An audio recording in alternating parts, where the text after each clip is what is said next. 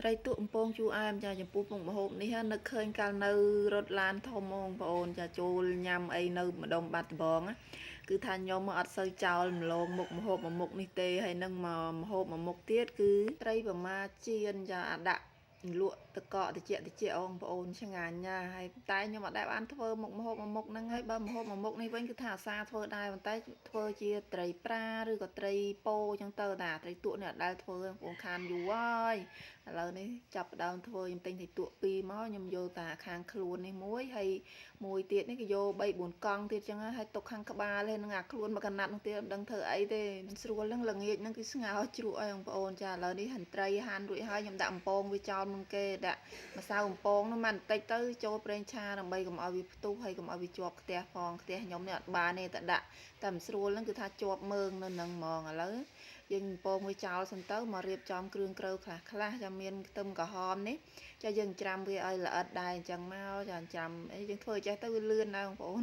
អត់បាក់ច្រាំហត់គឺយើងអញ្ចឹងមកហើយខ្ទឹមសវិញ3 4កំពឹសធំនេះច្រាំវាឲ្យល្អិតដែរមកដាក់ខ្ទឹមឲ្យច្រើនឲ្យទឹកសុះនៅវារៀងខាប់ចឹងបងប្អូនឲ្យវាខំជាប់ជាមួយត្រីចឹងហើយចំពោះម្ទេសវិញគឺយើងដាក់តាមចំណូលចិត្តទេចាខ្ញុំថ្ងៃនេះគឺដាក់3ផ្លែចាផិលមកល្មមកូនអីក៏ញ៉ាំបានដែរម្ហូបរាល់ថ្ងៃនេះគឺថាតម្រូវតែអ្នកញ៉ាំទេហើយបើនិយាយពីបន្លែយើងថ្ងៃនេះវិញគឺខ្ញុំដាក់តាផ្សិតនេះមកមុខទេព្រោះអត់មានអីដាក់ត្រូវជាមួយគ្នាសោះហ្មងក្នុងទូទឹកកកបានតែផ្សិតនេះប្រហែលដើមហ្នឹងគឺហាន់វាតូចទៅឲ្យវាពេលយើងលីងយើងឆាទឹកសោះទៅវាចូលគ្នាហើយចំពោះត្រីនេះវិញគឺថាដាក់កុំឲ្យជាប់ខ្ទះអត់ជាប់មែនប៉ុន្តែមកជាប់គ្នាណា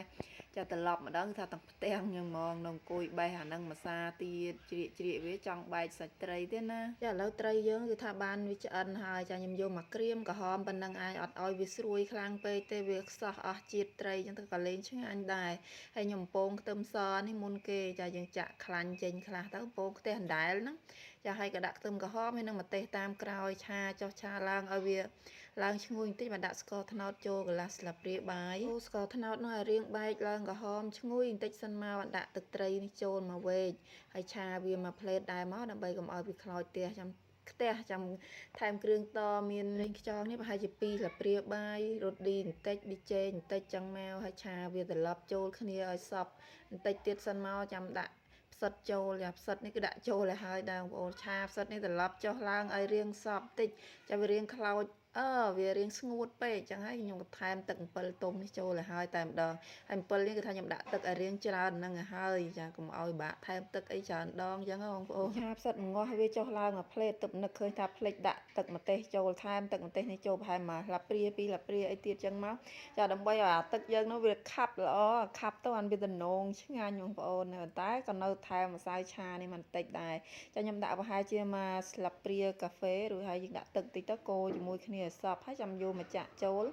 ចាកូរត្រឡប់ចុះឡើងមកយទុះឲ្យវារៀងឡើងខាប់ឆ្អិនហើយចាំយើងដាក់ត្រីចូលហ្មងចាធ្វើអញ្ចឹងមកវា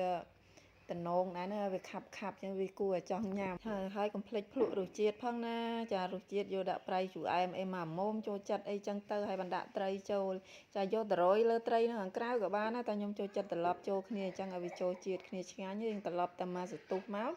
ចារៀងសពចូលគ្នាហើយអត់ដាក់ស្លឹកខ្ទឹមនេះចូលហើយពោះស្លឹកខ្ទឹមហ្នឹងដាក់តាមចំណូលចិត្តមកច្រើនតិចអីតាមយើងមានយើងដាក់ចឹងណាតែប៉ុណ្្នឹងមកគឺរួចរាល់ហើយមានបន្លែមានអីខ្លះទៅដាក់ក្រោមចានក្រោមអីចឹងកុំឲ្យញ៉ាំតែត្រីពេកញ៉ាំបន្លែញ៉ាំអីខ្លះចឹងឲ្យឆ្ងាញ់ចាឥឡូវម្ហូបយើងគឺថារួចរាល់ហើយចាមានអ្នកចាំឈោដួសបាយហើយស្រាច់គេហេវបាយគេបងប្អូនរៀងថ្ងៃហើយកូនខ្ញុំមកទី2ចាដួសបាយដួសអីញ៉ាំខ្លួនឯងស្រួលមួយនេះអត់បាក់សោះ